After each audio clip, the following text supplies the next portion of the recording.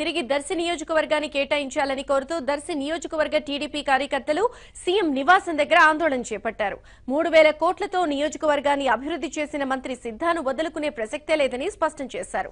దర్శి నియోజకవర్గ కార్యకర్తలు, నాయకులు ఆందోళన చేయడంతో అక్కడికి చేరుకున్న మంత్రి సిద్ధ వారిని సముదాయించారు. సీఎంతో మాట్లాడతానని, ఎవరూ ఆందోళనలు చేయవద్దని సిద్ధ విజ్ఞప్తి చేశారు.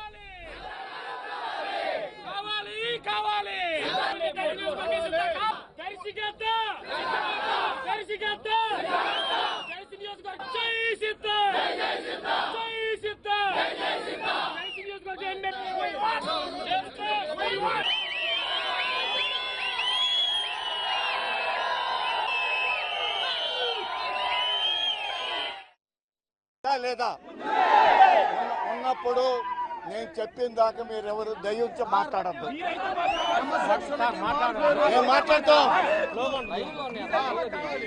క్రమశిక్షణకి మారిపోయారు. మీరు ఎలా చెప్తే అలాగే ఉంటాం.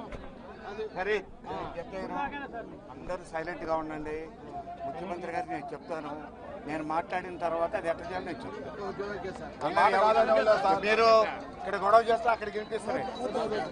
ఎవరు కూడా మాట్లాడద్దు. మీరు చెప్పినా మీ మాట ఊరు కాదన్నారు.